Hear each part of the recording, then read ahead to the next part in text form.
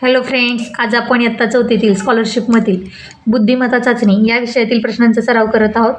तर प्रश्न असा आहे बघा, की खालील वेनाकृतीचे निरीक्षण करून त्यावर आधारित प्रश्नांची उत्तरे द्या. या ठिकाणी बघा वेनाकृती दिलेली आहे, वर्तुळ दिलेला आहे, त्रिकोण दिलेला आहे आणि आयत दिलेला आहे आणि त्यावर आधारित प्रश्नांची उत्तरे विचारलेली आहेत. तर प्रश्न असा आहे पहिला, की फक्त एकाच आकृतीत असणारी अक्षरे किती? फक्त एकच आकृती जर तुम्ही पाहिली, या ठिकाणी अ हे अक्षर हे सुद्धा काय आहे, फक्त आयतात आहे. त्यानंतर ट हे अक्षर जर तुम्ही पाहिलं तर फक्त कशात दिसतंय, तर त्रिकोणात दिसतंय. त्यानंतर ब बघितलं तर वर्तुळात आणि आयतात आहे, त्यामुळे ते घेता येणार नाही. ह जर पाहिलं तुम्ही तर फक्त कशामध्ये आहे, वर्तुळात आहे. म्हणजे अ ट आणि ह किती अक्षरे, तर 3 अक्षरे जे आहेत ते फक्त एकाच आकृतीत दिसतात. म्हणून ऑप्शन क्रमांक 3 हे आपल्या या प्रश्नाचं करेक्ट आन्सर आहे. त्यानंतर नेक्स्ट क्वेश्चन बघा, की फक्त आयत व वर्तुळात असणारे अक्षर कोणते असं विचारले. त्यानंतर जर तुम्ही इथं पाहिलं, की आयत हा जो काय आहे, आयतात कोणकोणते अक्षरे आहेत, अ म ल आणि ब. परंतु काय विचारले, फक्त आयत आणि वर्तुळात पाहिजे, त्रिकोणात नाही. मग आयत आणि वर्तुळात जर तुम्ही पाहिलं, ल आणि ब आहे, परंतु ते ल काय आहे, त्रिकोणात पण आहे, पण आपल्याला काय पाहिजे, आयत आणि वर्तुळ. मग आयत आणि वर्तुळात ब हे अक्षर आहे, म्हणून आपला पर्याय क्रमांक 4 हे या प्रश्नाचं उत्तर आहे. त्यानंतर पुढचा प्रश्न बघा, की एका सांकेतिक भाषेत गरम बरोबर 3 5 6, नरम बरोबर 2 6 5, तर त्याच भाषेत शरम हा शब्द कसा लिहाल? त्यासाठी काय सांगितलं, की अक्षर व अंक यांचा क्रम सारखा असेलच असे नाही. तर हा प्रश्न कसा सोडवायचा बघा. या ठिकाणी बघा, की अशा प्रकारचे जर प्रश्न असतील तर अशा पद्धतीने मांडून घ्यायचे. गरम हा शब्द मी कसा लिहिला आहे, की एक एक अक्षर शब्द एकदम सलग न लिहिता एक एक अक्षर सुटसुटीत लिहून घ्यायचं. त्यानंतर त्यासाठी काय दिले, 3 5 6 हे पण सुटसुटीत लिहिलं. नरम हा शब्द पण मी सुटसुटीत अक्षरात लिहिला आणि त्याला जे अंक दिलेले आहेत बघा, नरमसाठी काय दिलेलं आहे, 2 6 5 जसं आहे तसं लिहिलं आणि शरमसाठी विचारले. तर आता त्यांनी अंकांचा क्रम सारखाच नाही असं सांगितलेलं आहे, अक्षर आणि अंकांचा. मग काय करायचं, गरम शब्द आणि नरम शब्द यामध्ये कोणते 2 अक्षर समान आहेत, तर म आहे, म आहे. मग या ठिकाणी 2 कोणते अंक समान आहेत, 6 पण आहे आणि 5 पण आहे. मग या ठिकाणी म साठी बघा कदाचित 5 असू शकतो, परंतु मग तुम्ही जर पाहिलं, की 3 पण सारखं आहे, बरोबर आहे, पण शरमचं विचारलेलं आहे, आपल्याला शरमचं काढायचं आहे. मग तुम्ही दोन्हीत बघितलं 5 असू शकतो किंवा 6 सुद्धा असू शकतो. त्यानंतर र पण दोन्हीत आहे समान, दोन्हीत काय आहे, र पण. मग रला सुद्धा काय असू शकतो, कन्फर्म आपण सांगू शकत नाही.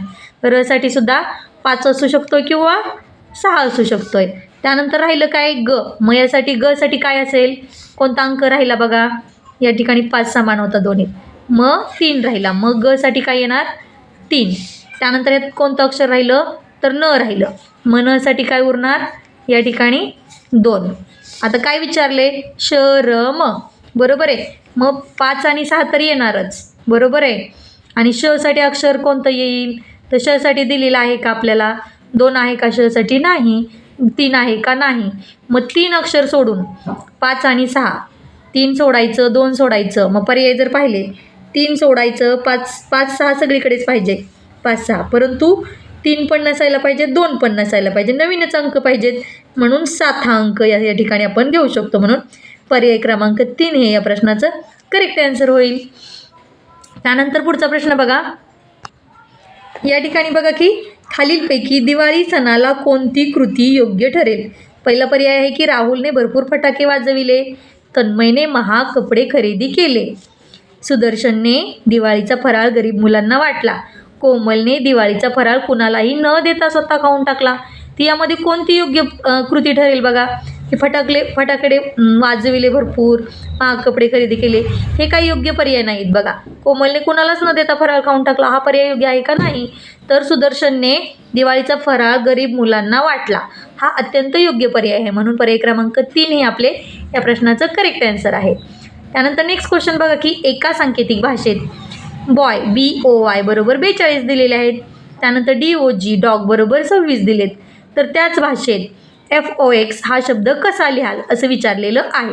तर तुम्ही जर पाहिलं या ठिकाणी, तर बी साठी काय असतो अंक, तुम्हाला जर तुम्ही बुद्धिमत्ता चाचणीचे प्रश्न सोडवताय तर या ठिकाणी तुम्हाला A to Z लेटरचे सगळे अंक पाठ पाहिजेत, की कोणत्या लेटरला कोणता क्रमांक येतोय.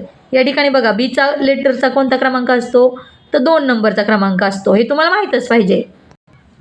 या ठिकाणी बघा की बी साठी कोणता क्रमांक असतो तर 2 असतो, ओ साठी कोणता असतो तर 15 नंबर असतो आणि वाय साठी कोणता नंबर असतो तर या ठिकाणी बघा 25 असतो, बरोबर की नाही. मग या सगळ्यांची जर आपण बेरीज केली तर काय येईल बघा, 25 आणि 15 किती येतील तर 40 आणि 2 42, म्हणजे अंकांची काय केली त्यांच्या बेरीज केली. त्यानंतर डी मध्ये पण बघा डी काय असतो 4, ओ काय असतो 15 आणि जीचं काय असतो या ठिकाणी बघा की जीचा काय असतो तर 7 असतो. मग या सगळ्यांची सुद्धा बेरीज केली बघा, 15 आणि 4 19, 19 आणि 7 26 दिलेले आहे. तर त्याच भाषेत फॉक्स हा शब्द कसा लिहाल असं विचारले. मग त्यासाठी आपल्याला काय करावं लागेल, दिलेल्या अंकांची काय करावं लागेल तर बेरीज करावी लागेल. बघा या ठिकाणी एफ हे लेटर जर बघितलं तर एफचा क्रमांक काय असतो बघा, ईचा काय असतो 5, तर एफचा काय असतो 7. त्यानंतर ओचा काय असतो आपण पाहिलं की 15. त्यानंतर एक्स वाय झेड म्हणतो आपण, बरोबर आहे. 24 25 26 म्हणजे इथं 24 क्रमांक असतो. मग या ठिकाणी जर तुम्ही बेरीज केली 25 आणि 7 किती होतात तर 22 होतात. 22 आणि 24 किती होतात तर 22 दुनी 44 आणि 2 46. मग या ठिकाणी व्यवस्थित पर्याय जर तुम्ही चेक केले तर बघा काय पर्याय बसतो की एफचा पर्याय काय येणार आहे डी 4, ई 5, एफ 7, त्यानंतर ओचा 15 आणि एक्स वाय झेड. मग एक्स वाय झेड म्हटल्यानंतर एक्सचा काय येतो 24. मग जर बेरीज तुम्ही केली बघा 15 आणि 7 किती होतात 22, 22 आणि 24 किती होतात तर या ठिकाणी 46 पर्याय बरोबर पाहिजे. बघा या ठिकाणी बघा की थोडंसं एफचा पर्याय इथं एफचा अंक आपला घेताना चुकलं. या ठिकाणी एफचा किती होतो तर 6 नंबर होतो. डी बरोबर किती होतात 4, ई 5 आणि एफ 6 होतात, बरोबर आहे. मग या ठिकाणी जर तुम्ही व्यवस्थित काउंट केलं तर 15 आणि 6 किती होतात तर 21 होतात. 21 आणि 24 जर केले तुम्ही 21 दुने 42, 42 आणि 3 45 असे होतात. म्हणून आपला ऑप्शन क्रमांक 2 हे या प्रश्नाचं करेक्ट ॲन्सर आहे. बघा थोडंसं जरी मिस्टेक झाली तर अक्षर जर ॲन्सर काय होतं आपलं चुकतं. त्यानंतर बघा की नेक्स्ट काय आहे क्वेश्चन की दिलेल्या अक्षरमालेत यमच्या उजव्या बाजूस यू अक्षर ज्या क्रमांकावर आहे त्याच क्रमांकावर पीच्या डाव्या बाजूस कोणते अक्षर असेल. काय सांगितले की दिलेली अक्षरमाला बघायची, यमच्या उजव्या बाजूस यू जेवढ्या अक्षर क्रमांकावर आहे त्याच क्रमांकावर पीच्या डाव्या बाजूस बघायचे. मग यम बघायचा, त्यानंतर त्याच्या उजव्या बाजूस यू अक्षरचा जो काही क्रमांक आहे तो बघायचा आणि पीच्या डाव्या बाजूस मोजायचं. तर त्या ठिकाणी आपण बघू यमच्या उजव्या बाजूस यू कितव्या अक्षरावर आहे. या ठिकाणी तुम्ही जर पाहिलं यम बरोबर आहे, मग त्याची उजवी बाजू कोणती तर कितव्या क्रमांकावर यू आहे 1 2 3 4 5 6 7 आणि 8. बघितलं 1 2 3 4 5 6 7 आणि 8 कितव्या क्रमांकावर आहे यू तर 8व्या क्रमांकावर आहे. मग काय विचारले की पीच्या डाव्या बाजूस आणि तेवढ्याच क्रमांकावर 1 2 3 4 5 6 7 8 काय येतं आहे एच. या ठिकाणी आपण ऑप्शन चेक करूया. या ठिकाणी बघा आपण चेक केल्याप्रमाणे काय ऑप्शन आला होता एच. या ठिकाणी मग ऑप्शन क्रमांक 4 हे आपलं करेक्ट ॲन्सर आहे. एच हा पर्याय एकदम करेक्ट बसतोय. त्यानंतर बघा की पुढील प्रश्न काय आहे की जसं पहिल्या पदाचा दुसऱ्या पदाशी संबंध असतो तसा संबंध काय आहे की दुसऱ्या पदाचा तिसऱ्या पदाचा चौथ्या पदाशी संबंध असं विचारलेलं आहे. मग या ठिकाणी जर तुम्ही पाहिलं की श्वसन संस्था कशाशी रिलेटेड असते, कशाशी संबंधित असते तर श्वासनलिका. मग आपल्याला बघायचं आहे की चेतासंस्था कशाशी रिलेटेड असेल, कशाशी संबंधित असेल. या ठिकाणी बघा की चेतासंस्था कशाशी रिलेटेड असते तर मेंदूशी. आपल्या पाठीचं जे डोक्यात जे संस्था असतात वेगवेगळे आपले अवयव असतात त्याच्याशी रिलेटेड मेंदूशी रिलेटेड संबंधित चेतासंस्था असते. त्यानंतर पुढचा प्रश्न बघा की EFG बरोबर काय दिलेलं आहे आर दिलेला आहे. तर GHI बरोबर काय. मग आपल्याला हा संबंध अगोदर काढावा लागेल. या ठिकाणी बघा की आपल्याला मी सांगितलं की तुम्ही जर इंग्रजी वर्णमालेवर आधारित प्रश्न सोडवताय तर अंक पाठच पाहिजे. ईचा क्रमांक काय असतो 5, एफचा काय असतो 6 असतो, त्यानंतर जीचा काय असतो 7 असतो. तर काय दिलेलं आहे त्याचं 8 दिलेलं आहे. मग तुम्ही जर याची बेरीज केली तर काय होईल 6 आणि 5 11 आणि 11 आणि 7 18. मग 18 क्रमांकाचं लेटर बरोबर आर दिले. बघा 18 नंबरला काय असतं आर असतं.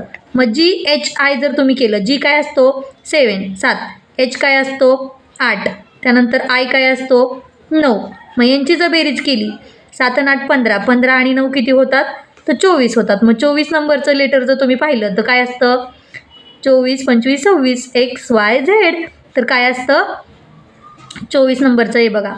7 आणि 7 14 आणि 1 15, 15 आणि 9 या ठिकाणी किती होतात तर 24. मग 24 क्रमांकाचं लेटर काय असतं तर एक्स हे लेटर XYZ म्हणतो की नाही आपण 24, 25, 26 म्हणून 24 क्रमांकाचं लेटर एक्स म्हणून पर्याय क्रमांक 1 हे आपलं करेक्ट आन्सर आहे. त्यानंतर पुढं काय दिलेलं आहे बघा 324ला 24 दिलेत आणि 216ला काय असं विचारले. आता इथं बघा की 24 एकक दशक स्थानचा मिळून मग त्याला 16 ऑप्शनच नाही आहे. इतकं सोपं असू शकतं का नाही.